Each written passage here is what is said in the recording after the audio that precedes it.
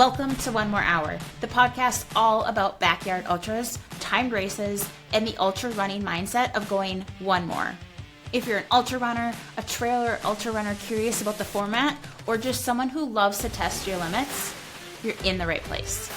I'm Jackie Wilson, an ultra marathon and marathon run coach, trail runner, outdoor enthusiast, and backyard ultra expert. On this show, I'll bring you stories, strategies, and conversations with runners, race directors, experts, and more to help you go further, dig deeper, and keep going when everything in you says stop. Thank you so much for joining me for some yards. Let's get started with one more. Welcome back to the One More Hour podcast, an insider's guide to backyard ultras, timed events, and really the mindset of going one more. Today's guest has an extensive running background. She started with 800 meters in track in high school and college. She's ran many road races, marathons, and now she's in the ultra world. And she's ran multiple 100-milers. She had an entry into Western States. She is excelling at the backyard format, and she ran her first timed event, 24-hour race, in 2025. So I am super excited that she is here to have this conversation. She's also part of the crew of the 4 runners that went over 250 miles at Summit Backyard, The Last Dance, this past November. Her performance at The Last Dance also positions her currently in the top 20 in the U.S. in the at-large list on Big's Backyard. If you go to their website, have all the information. We've had Stephanie Rosebaugh and Nick Peterson on the podcast already, so I think it's very fitting that we also hear from Megan Smyth as well. So Megan, thank you so much for joining me today. Thank you for having me. Absolutely. Absolutely. You have, I cannot emphasize this enough. Not only do you have an extensive running history, but you're everywhere from 800 meters to 250 plus miles. That is absolutely incredible. So my brain is like, where do we even start? Yeah, well, definitely my 800-meter self would have thought you were insane if you ever suggested that I would do even a marathon, probably. Yeah. At that point seemed absolutely crazy to me. I distinctly remember a good friend in high school who was also a runner saying, have you ever wondered how far you could really run if you just, slowed down and took it easy? I was like, no, why would anyone want to do that? And I guess, you were right, Julie. It is actually very fun. I do like to do that now. Do you also still like to run fast, or are you kind of leaning out from that part? I like to run fast-ish, but I don't love the feeling of just so much lactic acid that I can't move and I feel like I'm going to throw up. Yeah. I kind of like that I've gotten away from that a little bit more. Mm-hmm. Even 5Ks sound miserable. Yeah. Well, it's still a sprint. Yeah. So, I do like to incorporate a lot of speed workouts, and I think it can be fun to do things like a track, 100 or a track 24-hour to see how fast I can go at that distance. But in terms of the 800, no, my competitive 800 or mile days are far behind me at this point. Yeah. So before we really get into backyard ultras and your experience at the Raven 24-hour event, I want to ask you about keeping the joy in running. What has helped you keep the joy in running over the past couple decades? And has there ever been a season where you've been burnt out or where it hasn't been exciting or fun, where you've really had to kind of realign how you approach running? Well, in between my 2 running lives, my track life and my marathon and ultra life, I had about 5 years where I didn't run at all. Okay. I did get really burnt out in college, a combination of injured and burnt out, but mostly it had been such a competitive thing for me for so many years already that I did kind of lose the love of it for a while. And then it was hard to get back into because I'd moved on. I was out of college. I was in a city where I didn't really know any runners. And to me, running had always been a team activity. Mm-hmm. In middle school, high school, college, you ran with your teammates. So I wasn't used to having to motivate myself to get out there. And it really wasn't until I found a social run group here in Dallas, who they are still my best friends. The people I met there they're my crew for the backyards. They're just amazing. And I got so lucky to fall in with that group. And then they started motivating me. Like, oh, well, if you're coming out every week, maybe you should actually take a training class. Maybe you should do a marathon. And even when I did sign up for my first marathon training class, I thought, I'll be one and done. This is ridiculous. I'll do it once just to say I did it, and I'll probably never want to do it again. Now I've done more than 20 marathons and more than 20 ultras, and so clearly I got the bug. But yeah, I think it's normal to go through a time that it may not be quite as much fun. Luckily, ever since I got back into it as an adult, I've had some seasons that I was a lot more serious than others. I've had seasons that I thought, I'm still going to get out there and be with my friends and maintain a base, but it's just not a time in my life or running for one reason or another that I'm really going to push it, that I'm trying to PR, that I'm trying to do much, like that. And then others that you feel good, you feel like I have a big goal in mind. I'm really excited. I'm really motivated. Most of the time lately, I feel that way. I really am loving the longer races. I think it took me a while in my running career to find the backyards, the 100+ milers. Probably, like I said, because I started so short, I would never have thought that this is what would end up being my specialty. But once I found them, I realized that I love it. I love seeing how far I can go. I love being out there all day. People are like, oh, don't you get bored? I'm like, no, I get to run all day. It's the best. They're the best days. That's all I have to worry about is running. It's fantastic. Yeah. Well, you've already answered one of my questions, because yesterday I was talking to someone about, do you get bored out there? And she said no. And most of my conversations have been that way, of whoever I'm talking to, they don't get bored out in the backyard, which is absolutely incredible. So I just find it really interesting that you don't get bored as well. I really don't. A lot of the early yards are with people, which I think is just so fun. I know some people, they like to be more in their own heads and keep to themselves and think of things, a little more seriously. But for me, I think one of the most fun things about a backyard is the camaraderie. You don't need to win the loop, so you get to run with people that you, in a more traditional race, probably wouldn't get to run with as much, and the pace is slow enough that you can really chat and get to know them. And so I think the early miles, it's so easy to not be bored, because you're surrounded by like-minded people, and it's great. But even later on, I think, I do listen to music, but also you just get into such a groove that, I don't know, it's nice. You're outside, you're running. Like, what's not to love? I love it. So just briefly before we get into the last 3 years, can you just give us a brief overview of who you are, what you do for work? You said you lived in Dallas. Just a brief overview. Sure. So I'm, I guess, technically a master's runner now. I'm almost 42 and have been in Dallas since I got out of college. So a long time now. And I am an editor for an art museum. So I get to sit at a computer and correct everyone's grammar a lot. I have a 5.5-year-old son, so he's in kindergarten now. And yeah, basically that's most of my time is taking care of him, working or running. Yeah. And trying to occasionally motivate myself to go do strength training, which is more of a challenge.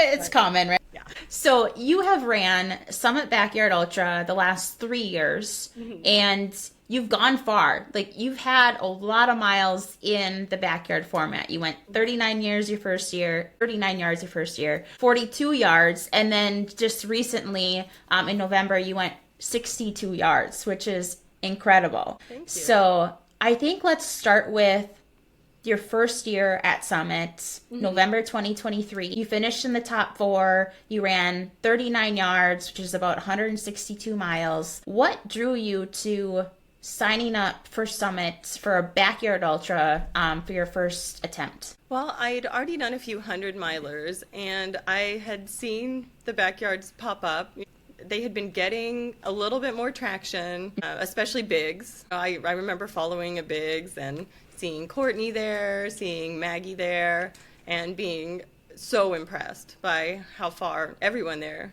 could go. Yeah, I think it was just one of those things where I thought, well, why not? Why not try this format? I don't know if I'll like it. Maybe I will be bored. Maybe it won't be for me, but what's the harm? The worst that's going to happen is I don't make it as far as I want to, but the best that's going to happen is I get a new distance PR and I have a great time and I learn a lot doing it. So yeah, I think it was just kind of the allure of something new, something fun to try. And it's so accessible. I mean, the fact that this one was in Texas, so I could easily drive there. I knew I would have a crew that could go with me. This particular course is a double loop, so you're literally never more than a mile from your aid station. If something goes wrong, it's so easy to get back. So it seemed fun, and it was fun.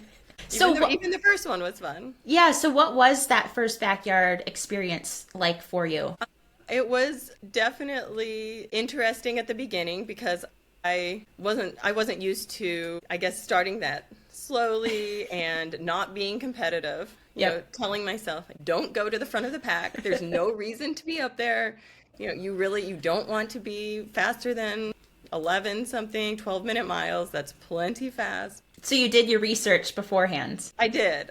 Yes, I definitely looked into a lot of strategy, a lot of the lap times for people at Biggs and some of those. And so I kind of, going in, had my strategy of no faster than 50 minutes. Like 10 minutes should be enough. There's really no reason that I should be going faster than that, especially at the beginning. But it was an odd feeling. Yes. It just a different kind of competitiveness. And it took me a little while to get into the groove that first year. But I think once I did, and once I knew the course as well, that helped, because then okay, there's not that it's hilly, but like there's a hill here, I can walk it. There's another slightly longer hill there. If I run this pace on the flatter part, I can walk this part. And then it's just over and over again. So your body just kind of settles into that groove and knows what to do. Yeah, and I really didn't know what to expect. I was very excited when I got over 100 miles because that was my furthest distance at the time. But I made sure going in not to set that as a goal, because I know you've talked about this, but if you set a mileage goal before a backyard, you will stop there or soon after, because your mind will tell your body, we did it, we're done. We accomplished what we set out to do, and now we couldn't possibly go any further, even though you could.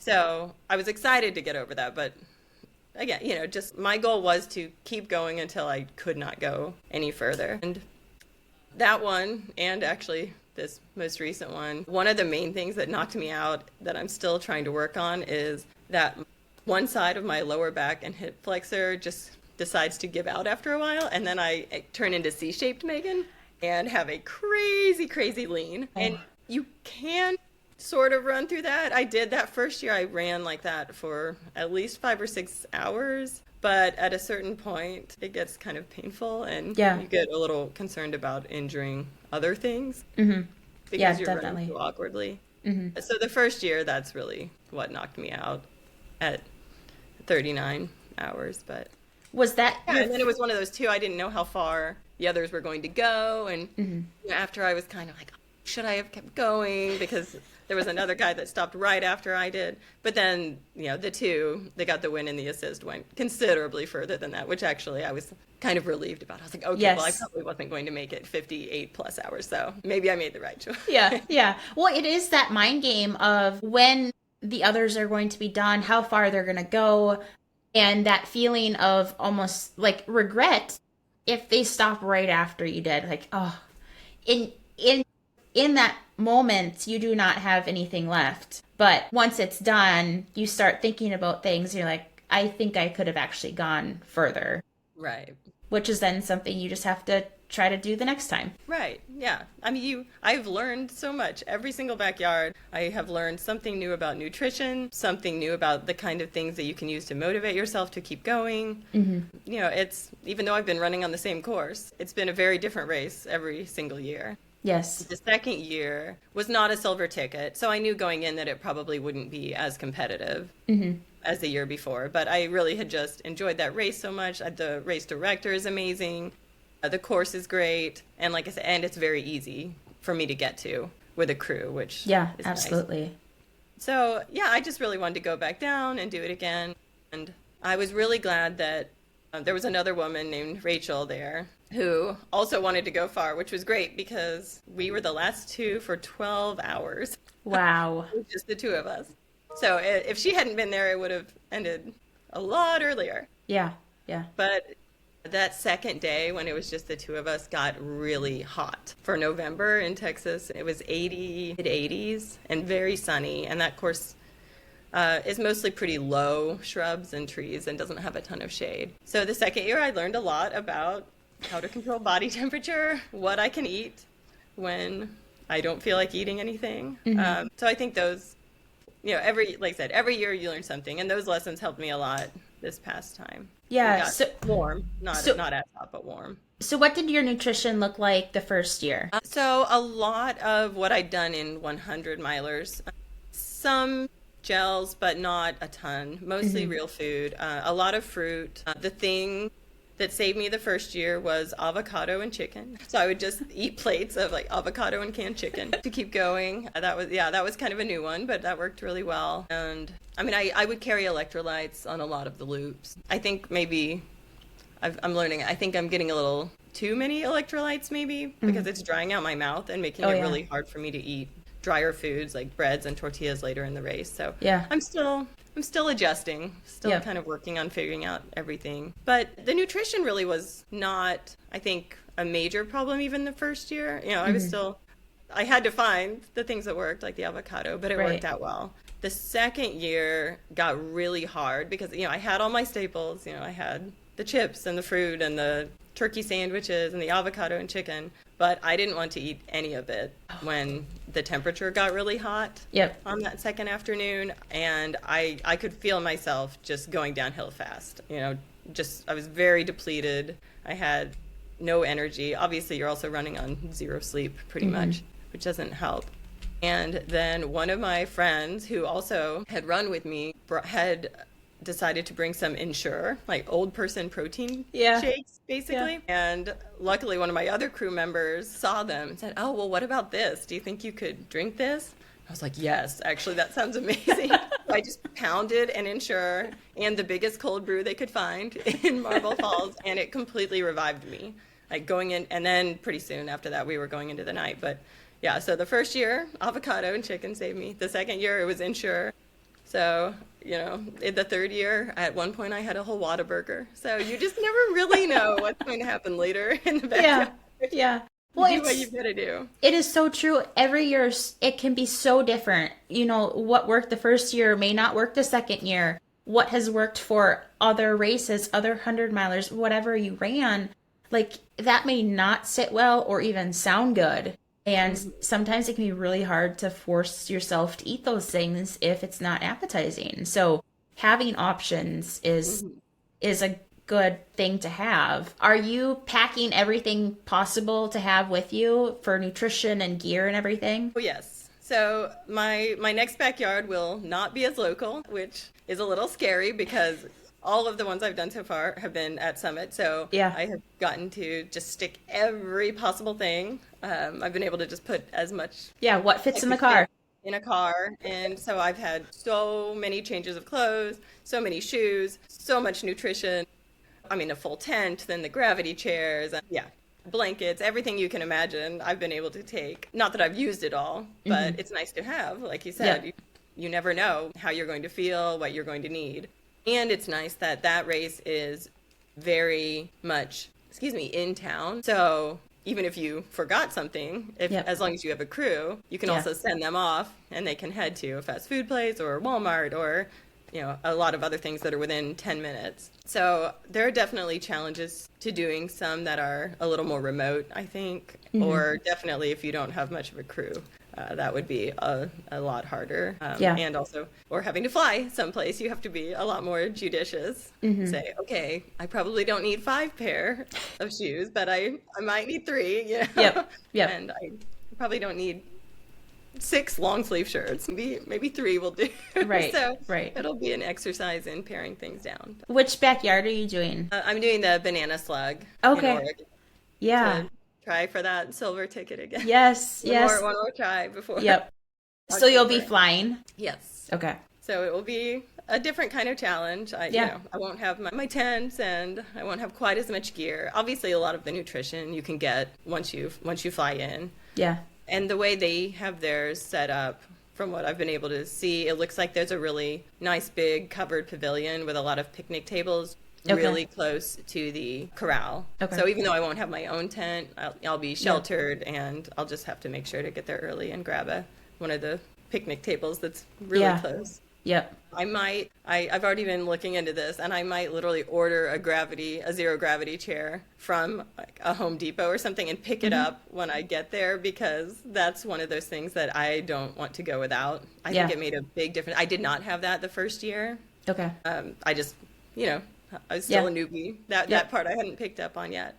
So I just had a normal camp chair, but there were definitely the assist, and maybe the winner as well, but I'm not sure about him. But the assist for sure I would see go, you know, sit in his gravity chair and put his feet up. And oh, I bet that actually helps a lot. And so I've had that the last 2 times, and that's one of the must things. now. Even if I have to buy it up there, I don't want to go without that. Yeah. It's kind of like, I don't know if you've listened to the Distance to Empty podcast, but they ask their guests what one running item would they want, their watch, their shoes, or whatever, name brand, if everything else had to be generic, like if you had to buy it at Walmart or whatever. So it's similar, like, what do you have to have that, like a specific fuel source or your shoes or whatever, and then what are you able to buy once you get to Oregon? That doesn't have to be so specific. Yeah, I mean, I think the zero gravity chair, it doesn't have to be any specific brand. Right. Yep. It's nice to have one where you can put your feet up. Yep. I mean, honestly, probably the shoes. Not that you can't buy those there. Hopefully, I'm sure it's Portland. They're going to have running specialty stores. But I mean, that's something that I feel like you need to have figured out beforehand. Like what shoes work for you. That's probably the main one. So. Yeah, just a little more logistics, figuring that stuff out. Yeah, that'll be fun though. It'll be my first time on a different course. Yeah, which will be a different adventure as well. You know, learning where are the spots to walk on this one, and how fast do I need to go. Luckily, from the look of it, it's not super technical, which is good. And that one actually has a completely separate night course that's all on a paved path, whereas Summit, the day is all on a cross-country course essentially, but the night is half still on the grass and dirt and half on the road. So it hasn't been, I've never done one that has a completely different night loop, which I don't know, I think could be fun, could break it up even more, make it feel like almost a completely different race has started. Yeah. Every backyard that I've done has had the same course the entire time. Like I'm right now kind of thinking of which race can I run that has a different night course, just to get that experience, because I think it is different, and there's a little different strategy to the night that you could take if it is a paved course, and I feel like you can walk a lot more then too. So it's just interesting how I think you can go either way. You can either walk a lot more or run faster. The same effort, but it'll be a little faster, so you get a little bit more of a break. And I know a lot of people try to do some of their night loops a little faster to try to get, that nice little 5-minute, 10-minute nap in. Yeah. I have not had a whole lot of luck with that, but with the napping part, yeah. I don't think I actually fell asleep the entire 62 hours. There were times that I would close my eyes and not do anything, and even that amount of rest when your body is super relaxed is nice. But I don't think I ever fell asleep. So it's kind of, I don't know, a skill for some people that you would even have to practice to try to get yourself to actually fall asleep. Yeah, and it's hard though. I mean, I know I'm sure we've all seen Harvey Lewis saying, "Oh, I practice taking a 2-minute nap between classes." I'm like, how do you just knock yourself Right. out like that? And especially even if you practice doing it during the day, it's a lot different than when you've been running. You have the adrenaline, you just finished. Yep. I don't know. It's very impressive that some of those runners can just come in and right away they're completely Right. out. I'm envious of their sleep abilities. Yes, yeah, absolutely. So are you taking, I know we were just talking about night running a little bit. Is there any different strategy that you're taking to the night with nutrition or anything else? The shoe choice a little bit. I think, like I said, this one will be even more different since it's all paved in the night. One of the things that went wrong for me at the end of this race, this most recent backyard, in addition to starting to go very sideways again, was that I'd gotten some blisters on the outside of my feet. And I think, I did, of course, I used squirrel nut butter and I do the toe socks now, which I do think helped a lot with the toes themselves, but the outside of the foot is still going to rub when you're running that long. And I made the mistake of trying to switch back into road shoes near the end of this one because we were in the night loops again, and I thought, oh, this will feel nicer on the bottom of my feet. And it did, but they were a little more narrow than my hybrid/trail shoes that I'd been running in, and they ended up squeezing my feet and my blisters and feeling horrible. And I think that's partly why I took a bad step on the last loop I went out on because of the crazy blisters that I was trying to run on, and then just wrenched my back a lot more. So for the night loops, I definitely still think, especially if the course is all paved, that I do want to be able to switch shoes, but I'm specifically going to bring road shoes with a wider toe box so that I hopefully don't have that particular issue as much again. But in terms of nutrition, not a huge difference, except that it does tend to be a little cooler. So I think it's actually easier to maybe get down even more solid food at night. Yeah. And then I think it's easier to get down solid food on certain loops. And if you want a loop where you are just trying to either actually sleep or just rest the whole time, if you have some loops where you've been having more solid food, it's also pretty easy to just then say, okay, I'm not going to eat anything this time. I'm just going to grab a gel, like, a Martin or a Huma gel, and take it out on the course with me and have that be my nutrition for this loop and have that be enough. Yeah. So I do alternate that a little bit more at night than during the day. Back to the foot care part. Are you changing your toe socks every 6 hours, or you're not changing them very often? Not very often. I think it just depends on how they're feeling, and it depends on the day.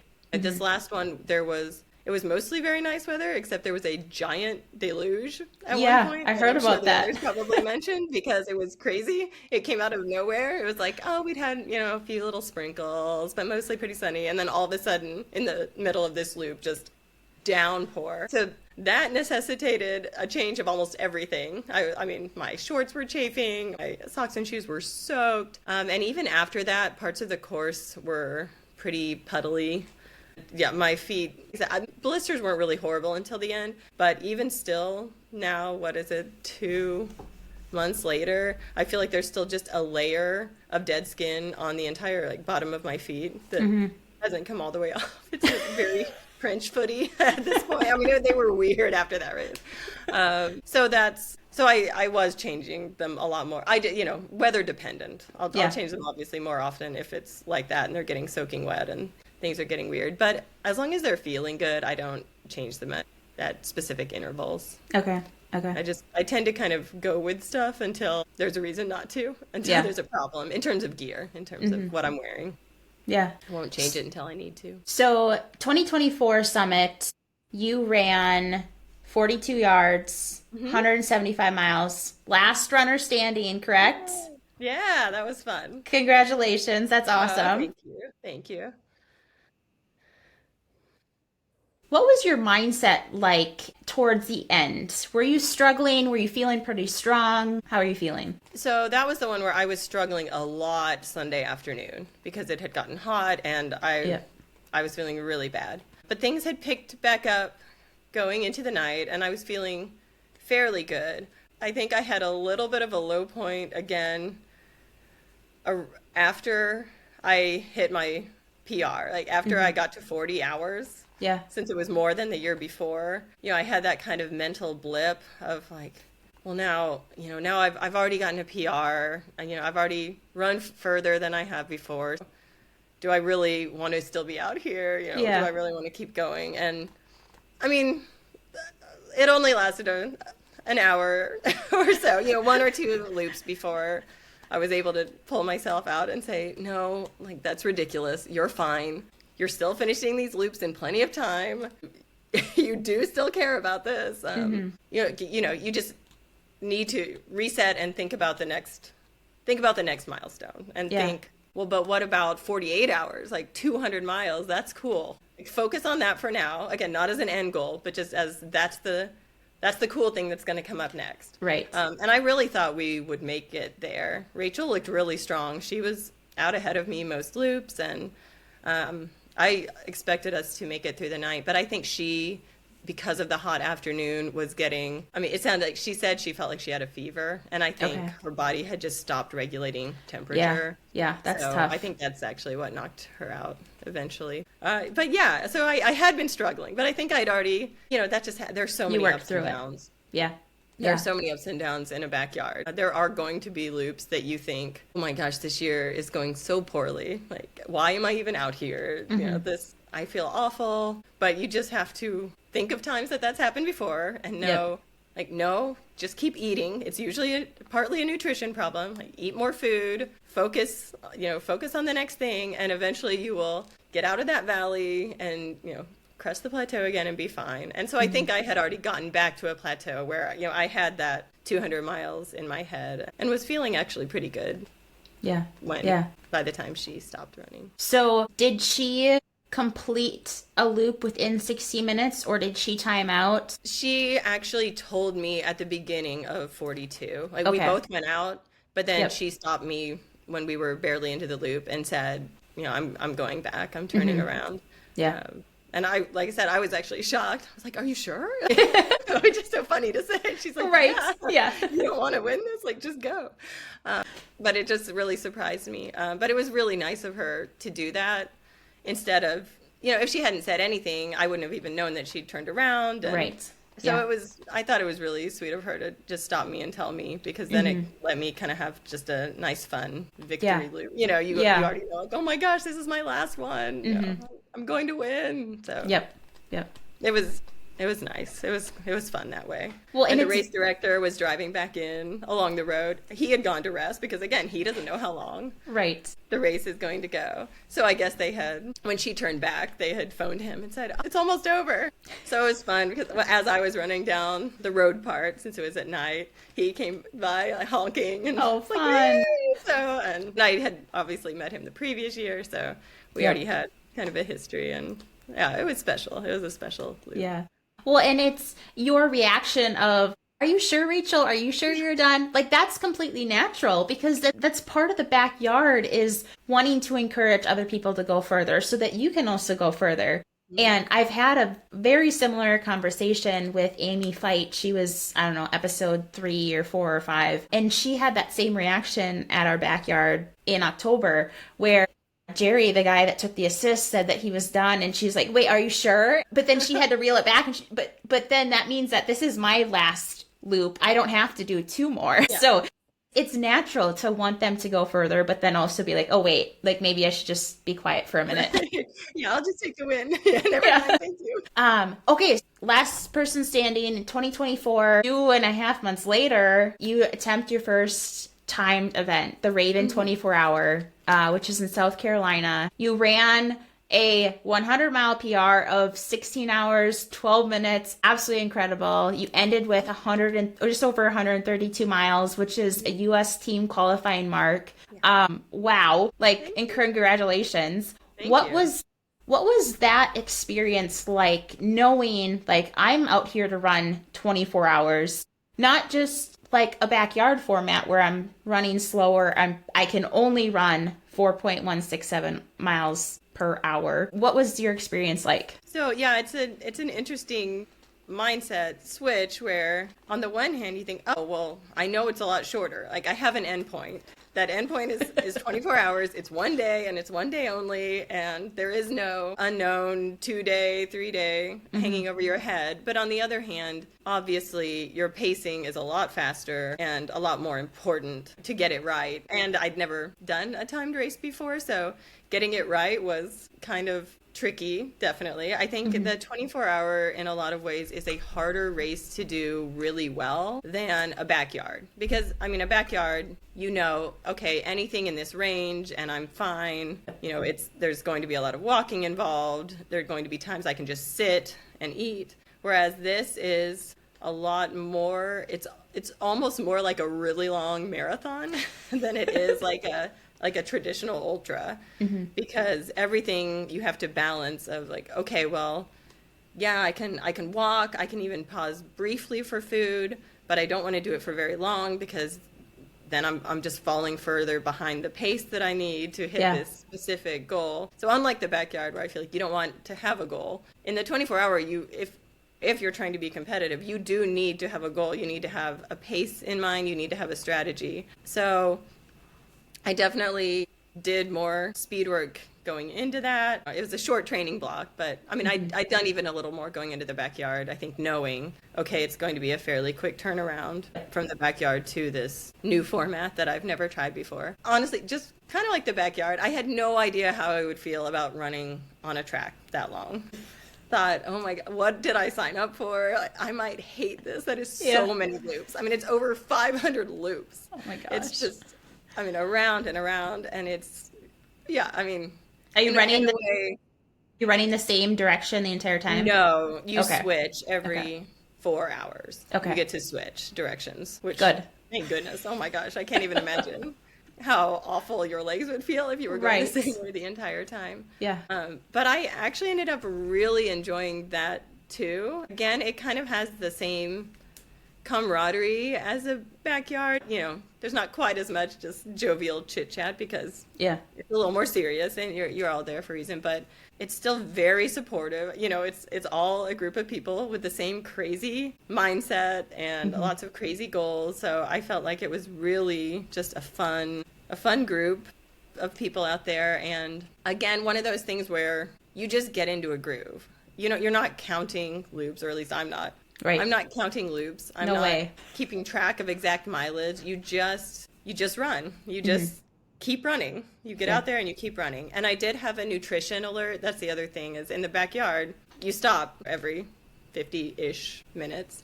So there's a very easy way to tell, oh, I should be eating. But this one, I had a 45-minute nutrition alarm set on my watch, and a lot better idea of like, okay, at least at the beginning, my strategy is going to be one loop, just a gel, sometimes a bigger Martin or something, but a gel so that I don't have to stop at all, or not at one loop, but you know, one 45-minute increment, a gel, another 45-minute increment, something that I can kind of eat on the go, like, you know, maybe a little walking, but at least like keep on moving. So fruit or a little roll up, something easy.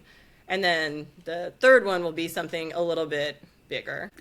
And usually I would still walk, you know, try to at least get some mileage while I was eating that. But, you know, sometimes that would be the avocado and chicken, or an actual turkey, like half of a turkey sandwich, or something that would keep my stomach a little more full and feeling okay. So, I feel like I had to have a lot more. The backyard, I'm kind of just like, what do I feel like this loop? Like, I think, this sounds good. I probably need some sugar. I probably need some salt. This one, I was like, no, because of the pacing, it needs to be a lot more planned out. So different strategy, but I was really happy with the way it went. I mean, going in, my realistic goal was to get the team standard, the qualifying standard. So I was super happy that worked out. Of course, before the race, then you're talking. They had a little dinner the night before, which was really nice. You get it, you know, because it's such a small group. There are 20-ish people. Yeah. So you can go and you have dinner and you're chatting with people, and then you get really pumped up and realize like, oh, okay, almost everyone out here really wants to hit closer to 150 to try to get on that team. And you're like, well, maybe I could get 150. You're like, I have no idea. I've never tried anything like this before, but like, that pace seems a little fast, but doable. So I did go out like I could try for 150, and honestly felt pretty good through about 75 or 80 miles. And then I had, a lovely throwing up incident, which again happens. I think it was the canned chicken. Something about the texture and the smell just hit me wrong in that moment. And it was like, Yeah. nope. And I didn't have too much trouble getting back on and getting back in the rhythm after that. But I do think it just threw my nutrition off a little bit. Yeah. And it became one of those where I felt like I was still going the same pace, but I was just gradually slowing down. Yeah. So I wanted to hit the 100 in under 16 because obviously if you want to get close to 150, Yep. you've got to be under that 16 mark. So I'd slowed down some, but I was still, it was still a huge 100-mile PR. Fastest before that had been at Tunnel Hill, and it was a 17:03. Okay. So it was still, it was a big PR for that. And kind of beyond that point, it didn't take too long before I realized, like, okay, the 150 mark is out of reach. But we did the math, and it was like, okay, you can walk a little more, you can take more breaks, but still easily hit the qualifying. Yeah. Standard. Yeah. So, and were you okay with that, with just readjusting your goals and continuing on after you got sick? Yeah, I was. And I think especially since that had been kind of my more realistic goal. Yeah. Before even getting to the race, it didn't feel like any kind of failure. It felt more like, okay, well, I'm here. I'm in it. The weather's pretty good. I'm surrounded by these people. Like I'm going to go for the reach goal, but when that didn't happen, it was like, well, this is your first attempt at it. This is the first time you've ever tried this kind of race with this kind of pacing. I think if you hit your original A goal, that's pretty good. Yeah. So I was not disappointed. I was happy with that. Were there any, I don't know, mental lows that you had to work through? In the 24-hour? Yeah. Not as many. I think, honestly, only near the very end, once I hit the 130, then I kind of just wanted to stop because I was like, well, what's the point now? I mean, what does it matter? 130, 132? Yeah. What's the difference? So then I kind of was like, well, maybe I'll just quit. And it was like, well, no, you have 40 minutes left. Like, just stay out there. By this point, a lot of people were off the track. I can't remember exactly how many of us were still out there at the 24-hour mark, but it was maybe 7 or 8. Okay. Not very many. Less than half then. Yes. Most people, they'd either gotten to a certain distance and decided to call it, or they knew that they weren't hitting their goals, so they'd stopped. So I think it wasn't that hard for them to convince me, like, no, come on, you're so close. Like, don't you want to be out here and drop the beanbag? Because it was very official. It was they had a USATF person out there, so that if people were trying to get on the team, they made sure they tested the shoes after. They made sure everyone knew the exact lane rules. They had the whole beanbag drop so they could measure the exact distances. It was the first time in a long time that I had done something that just seemed so serious and so regulated. Yeah. So at the end I was like, okay, actually, that sounds fun. Like, I do still want to be out there at the 24-hour mark and say I did the whole thing and get to drop the beanbag. So the last couple miles I just walked, though. At that point my feet were awful. That is one thing that I know for sure. I could do a lot better next time on the 24-hour. I think I just naively thought, oh, well, it's on a track. I mean, how bad could my feet possibly get? There's no dirt to get into my shoes. There are no rocks or roots to hit my feet on. Like, I'm not even that worried about it. It'll be fine. They were not fine. Did you have, swamp foot? I had just crazy toe blisters. I lost 7 toenails after that Oh my race. gosh. Oh my gosh. I mean, I had blisters under blisters. I couldn't even put socks on for about 4 days after the race. They were so bad. So, yes. But it's my own fault. The shoes that I was wearing were probably too small for that long a race. And I did wear plated shoes. Okay. And I might wear those again because I do feel like they save your muscles a little bit. But I would either have to size up or find some that were a little wider because they do just keep you on your toes more. Yeah. And it's just such a repetitive motion that you're not changing your footfall at all because you're on a track. So you don't need to. Right. So, yeah, that was a big lesson. Yeah. Make sure you do as much toe and foot care as you would for any ultra. Just because it's on track does not mean it's going to be better. In fact, it might be way worse because you're just hitting on those same spots on your feet over and over again. Yeah. Yeah, so the last 2 miles, I just said, okay, I'll stay out here, but I'm just walking it in. Yeah. And it also started pouring rain at the end of that one too. The last 45 minutes, it had been nice the whole time, and the last 45 minutes just poured. The end was a little bit crazy, but yeah, kind of goes along with the emotions at the end of a race. It was interesting, but fun. I want to do another one of those too. We'll see what happens at the backyard in April. Obviously, if I can get the silver ticket, knock on wood. Yeah. Obviously, bigs will be my big thing for the fall. Right. But if not, I'm thinking I might try to do Desert Solstice in December. Okay. Yeah. Or even if I do get into bigs, maybe go back to the Raven next February of 27.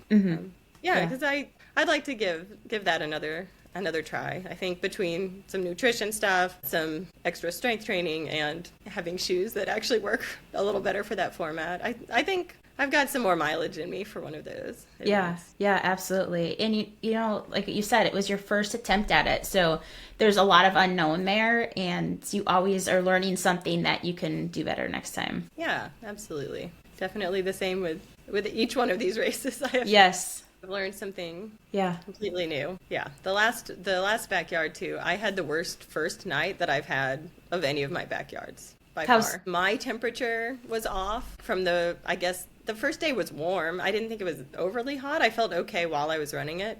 But going into the night, I was having those hot flashes, and I also had acid reflux, and I threw up once. Oh, no. And the music was not really working. I think probably because my nutrition was off. You know, I tried popping in music, and I'm like, nope, this isn't even helping. just had one of those periods where I was like, what am I even out here for? What do I have to prove? But luckily told myself, no, you'll get through it. You just have to keep going out there. You know, it's not that the laps were slow. It's like you're still hitting your lap times. Yeah. You're fine. I think that's even harder when you're not behind on lap times. You are doing awesome, and it just feels harder, or mentally or physically it's not going well. I think that is hard. It was hard, and it's just one of those two where I just, again, had to kind of adjust on the fly. Like, I can't have coffee because it's too acidic. So how else am I going to get caffeine? You know, through gels or through pills or through, you know, how am I getting some caffeine in me? What can I eat? A lot of the fruit is pretty acidic too, which is probably partly what caused it. So, like, okay, that's right out. What can I still eat? What can I get in me? And again, Ensure. I was like, oh, yes, I'll just keep drinking old person protein shakes. Yeah, and so eventually I pulled myself out of the nutrition hole that had been caused by all that, and then it was fine. And then, you know, by the time I got to the next morning, I was like, oh, I don't know what I was so worried about. Like, this is great. I'm having a good time again. I'm chatting with friends. I'm listening to music. I'm back to wanting to be out here on the trail and just having a fun time. But yeah, as much as I love running, and I do love running all day, I mean, you are still going to have those valleys. And so again, you just learn to adjust. The caffeine pills, that was big this year. I had to borrow some from one of my running buddies out on the trail that I'd met. A couple very, I don't want to call them kids, but a couple much younger gentlemen.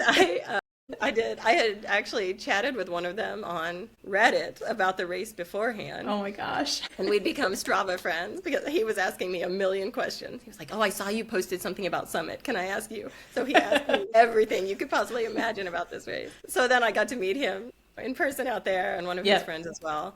And we ran a lot of miles together for the first day or so. And it was a lot of fun. But yes, he let me borrow some caffeine pills, which I was like, okay, note to self, another thing to take so that when you can't get your normal sources down, like we would literally break the pills, dump the caffeine into the Ensure, and I would just Ensure and caffeine. So, you do what you've got to do. Yes. So for our listeners, Megan ran Summit in November 2025. Finished top 4 and 62 yards, 258 miles. absolutely incredible. This group of 4 went very, very far. This was a silver ticket race. And when you finished the 24-hour event, you have this chunk of time before summit. What does your training look like for backyard ultras? What are you focused on? Like, what kind of runs are helping you most from a physical training perspective, but then also from the mental side?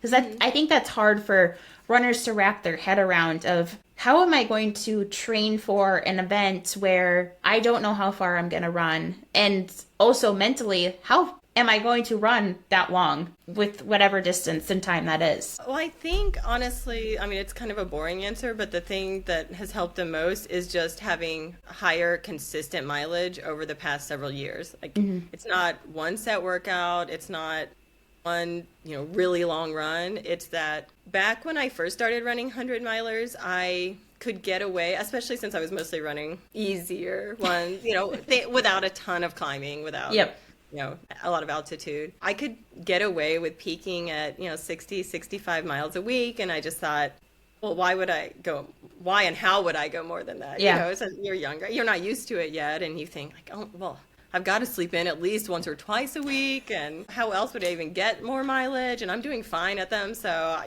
this is working. I'm just not going to do anymore. And then going into the first backyard, I think maybe it was the first race that did really scare me into thinking, I should probably try higher mileage. I mean, and I don't go crazy. I don't do like 100+ mile weeks that some people do. Yep. But I was like, okay, if I can consistently get a lot more weeks in the 60s and 70s and be peaking in the 80s, let's see how my body can handle that. And it went really well. My body, I think, again, because I'd had so many years of running beforehand, and because I didn't build way too quickly or introduce too much speed all at once, it really adjusted well. And so I've kept up that, again, not crazy high, but higher mileage, I think, for about 3 years for each cycle. Yep. And I think just that build up to something that keeps my body used to just being able to go out and do, I can do a 20 every weekend and it doesn't feel crazy. Yep. It doesn't feel like, oh my gosh, I really need to recover from this. It's like, no, that's just what I do. Like right. 20 it's kind of normal. mile run is just, that's a normal long run now. So, I think that's really probably the key in term physically. I mean, I do also still train with a lot of marathon runners. Like most of the people in my group are not doing crazy ultras. Most of the people that I run with a lot but they are training for fast, more serious marathons. So it's really easy to jump in with them and still do some tempo runs, some hills, even a track workout, and get that variety of stimulus instead of just doing steady, the same old, slower mileage all the time. I think it really also helps me, at least, to switch it up and have at least a couple days a week that you're doing something else, something strength, something speed. So that's just kind of my general philosophy. It really is kind of like marathon training, but with some extra mileage added. Yep. Yeah, and mentally, I think it helps a little bit. The first year, especially before I had ever done a backyard, I had a lot of long runs where most of my friends were not going quite as far as I was going. Yep. So it was one of those where maybe I'd do some early miles and then come back to the car and meet them. And then we'd go out on the main chunk and then I'd come back to the car, but I would still, even, later on in a run when you're tired, be like, no, you said you were going to go do 4 more miles, like go back out. And so obviously it's not the same as doing it over and over in a backyard, but even just that mental switch to like, it doesn't matter if you're back at the car. It doesn't matter where you are. You're doing the mileage. Yep. You have to go back out. Like, yeah, you can pause here, but you still have to finish it. I think helped a lot. And then I think after doing it once, I felt like, okay, I've got my mind wrapped around this. And obviously I still have to do that sometimes, just logistically, but it wasn't even as much a conscious thing as it was that first backyard training season. Yeah. Where I was like, this is good for you. Like, come back to the car and go back out. Come back to the car and go back out. But after I had done it, I thought, okay, I actually, during the race in the backyard, it doesn't even really occur to me to think of it as a loop, it's just, I don't know how to describe it exactly, but it's kind of one of those where near the end of the race, it was more just like, yeah, there is nothing but the backyard. Like, this is what you do. This is your life now. Yeah. Not even as much a conscious decision. Like, okay, get back out there. It's just like, oh, well, okay, I hear the whistle. Like, here we go again. This is what we do. This is just what we do now. This is just life. Like, this is all there is. I did hallucinate for a little while on the, not visual hallucinations as much, except just, some little things in the trees. But there was a time where my mind tried to convince me that we had moved, that like the camp wasn't in the same place, that my tent was not set up at the school anymore, that we had somehow shifted to a completely different place, even though I was running on the same course. Obviously, we've been running the whole time. Yep. And that was really odd to have like a disagreement within your own mind. Right. There's still that rational part that's like, of course we're still in the same. I was like, no, that tent, it doesn't look the same. Like you've moved. So that was a little odd and hard to prepare for mentally, is the fact that your brain just almost is trying to dream. Yeah. It's trying to dream while you're still awake. Yeah.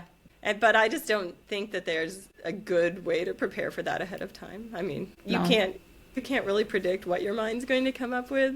Right. When you get that. So the best you can do is just, learn to roll with whatever comes your way in training, just like you would in a race, and keep pushing. Yeah. Well, and I think too, if you're in the ultra world, I feel like a lot of people know about hallucinations, but it's that first just point of knowledge that it does happen. Knowing that ahead of time is beneficial, to know that, okay, like I haven't experienced this before, but this is maybe what's happening. And I think it's a lot easier to settle down and just be like, okay, this is not actually real. This is just something that's happening in my head. But I mean, if you didn't know about hallucinating as a runner, when you're running far, you're sleep deprived, it could be very scary. Yeah. And I've heard some people tell stories of very crazy, like visual lucid hallucinations that would probably have freaked me out a lot more. I mean, mine were pretty tame, like I said. I mean, it was one of those where you'd look and be like, oh, there are deer in those trees, and then you get closer and you're like, oh no, they're just trees. Or, like, there's that little statue of a man. I'm like, no, it's just a cactus. Very, very harmless, very based on reality, at least, not just completely made up in your head, other than the moving. Right. So I think it wasn't too hard to just ignore those. Some of the things people have talked about having full conversations with people or things that weren't even there. Okay, I never got to that point, luckily. Yeah. I think sometimes a lack of nutrition is definitely contributing factor to making hallucinations worse. Because I've heard of some people hallucinating pretty early on in a race, and I just always think, okay, that can't be just sleep deprivation. Right. Like, there's no reason that kind of crazy hallucinating should be happening the first night. Yeah. Like, your body can't be that in need of sleep yet. So I think there are things you can do. I think keeping up with nutrition for sure, and salt and things like that, and even just getting little rests in can push those hallucinations pretty far, or at least make them pretty harmless. So even with that, there are things you can do, I think, to help. But it does also help to know that if it does happen, it's not real. You can just roll with it. Well, and a common theme for all our listeners has been nutrition. Like, nutrition plays such a huge role in what we do. Huge. It's not like, there are multiple reasons for nutrition and sticking with it and having backups to your backup plan, because you never know what race day is going to bring. You never know what's going to sound appetizing or what you're actually just going to be able to eat. So definitely plays a role in figuring that stuff out ahead of time. That's usually the number one piece of advice that I give someone who's getting into ultras. I have friends who are like, okay, I'm doing my first 50, I'm doing my first 100. What can you tell me?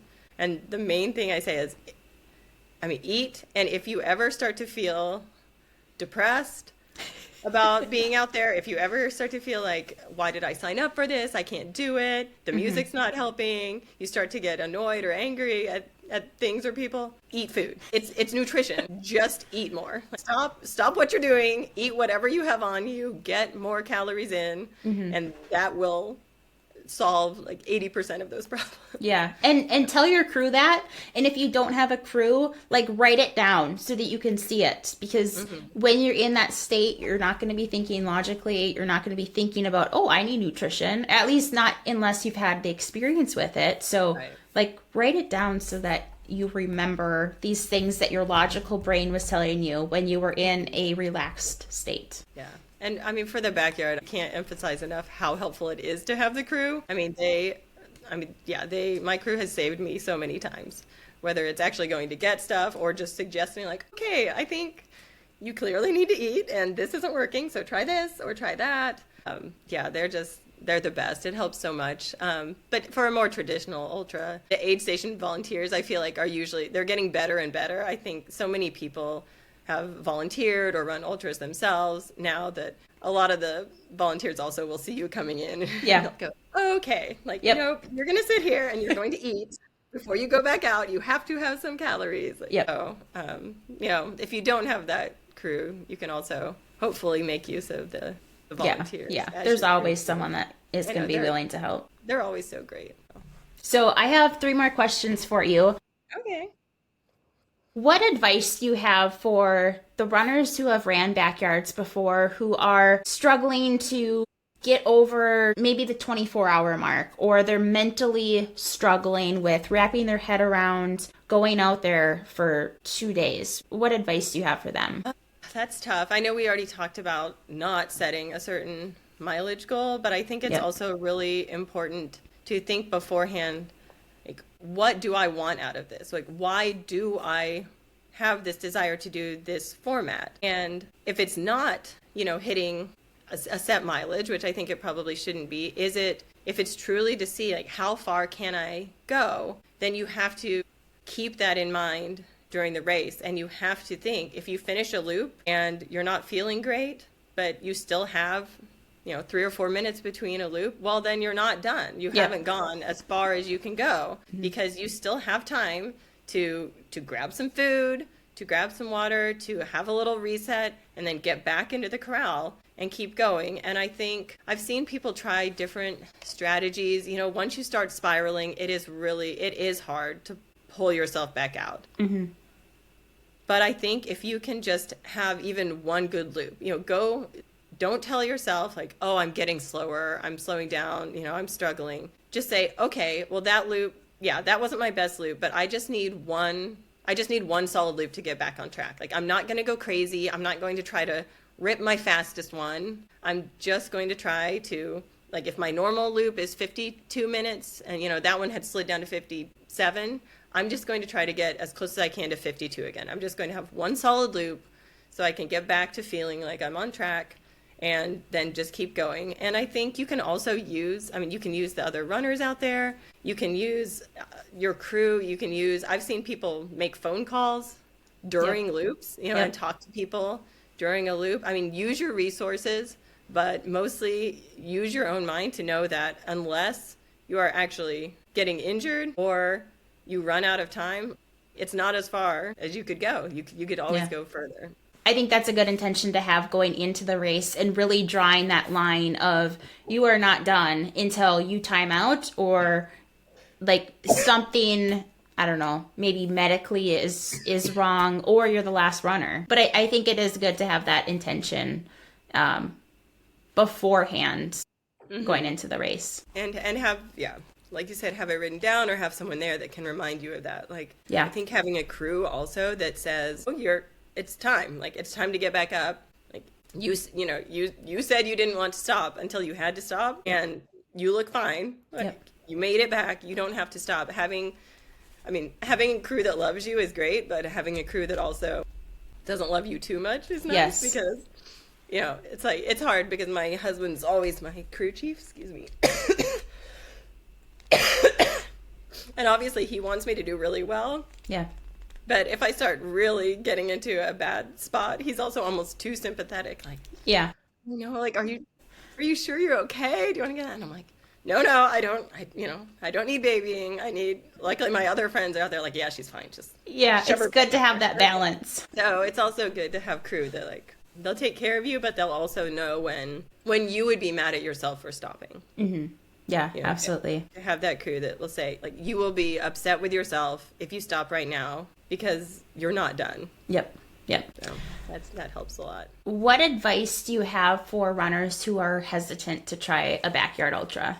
Well, I think kind of like when I went into my first one, I would say if you're already interested in it, you've already been thinking about it and looking into it, what's the possible negative? What do you have to lose by trying it? So I know people that have run them and they end up not being their favorite format. You know, maybe the pace feels a little awkward, or they miss having the flexibility of going faster, and that's fine. But I've also known people who have done them and completely fallen in love with them. I know one guy who's done, gosh, at this point, probably at least 7 or 8 runs over 100 miles, and they've all been backyards. Wow. He'd never done a 100-miler before that. He just did a backyard, and he was like, this is it.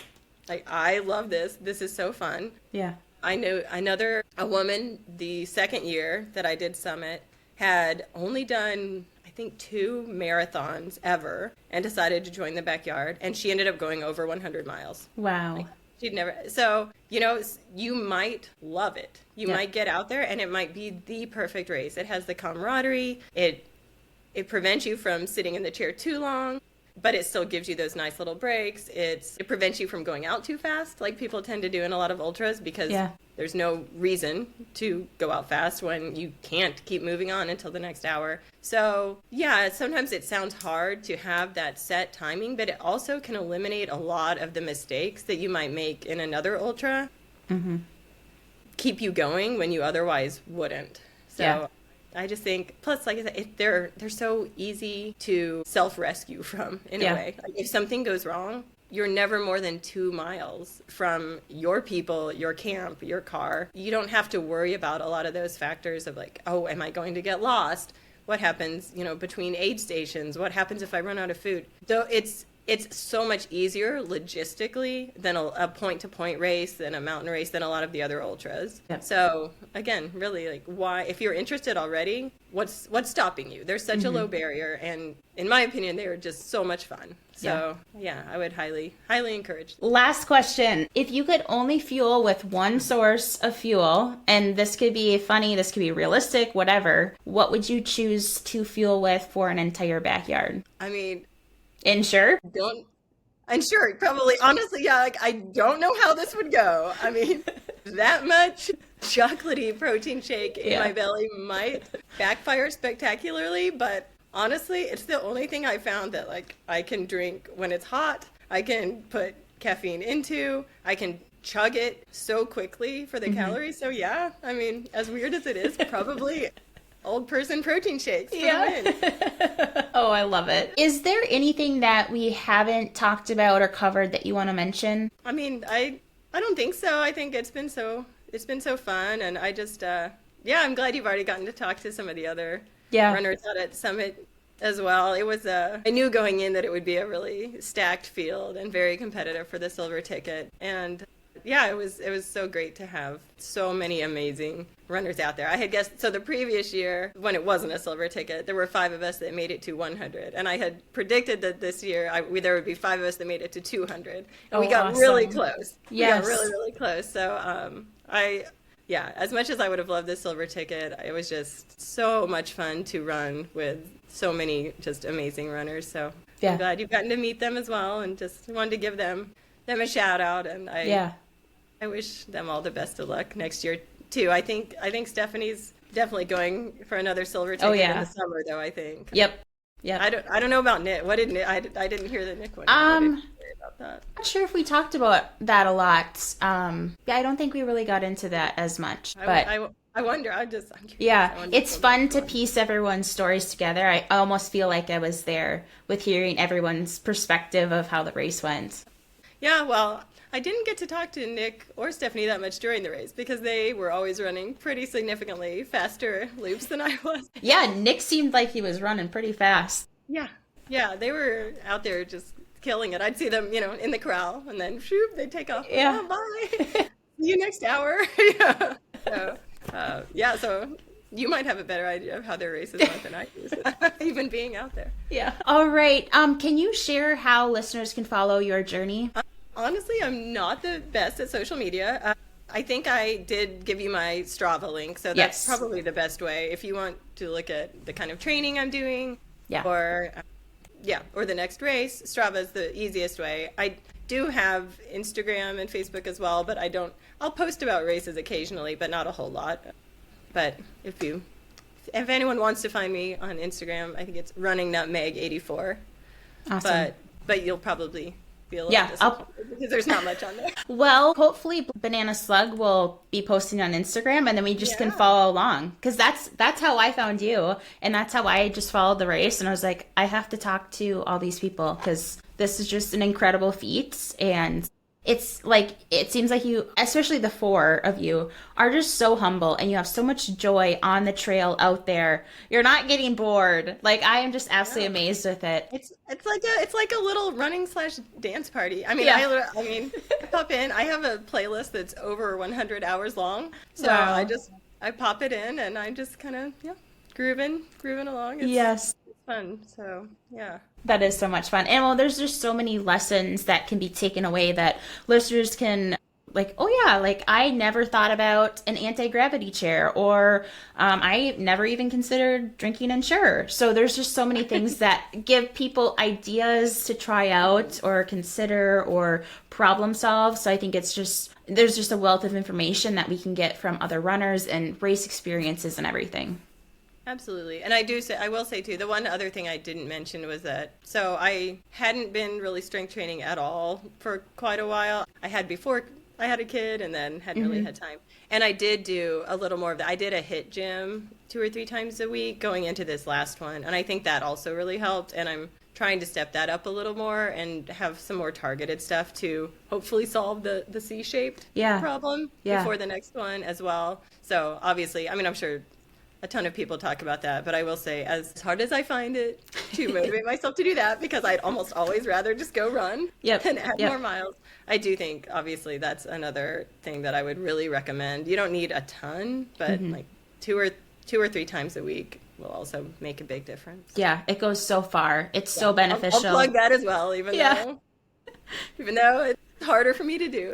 It is worth it. It's worth it. Yeah. And no one regrets that with what it does for them, for their running, but then also for daily life too. You just have to get started with it. Right. It's hard at the beginning because it obviously makes you sore because you're not used to it. Yeah. It's not like running. Yeah. You can go out and run forever when you're used to it. Yep. And your muscles know exactly what they're doing, and it's the same motion. Yeah. As soon as you start introducing something new, it's like, oh, whoa.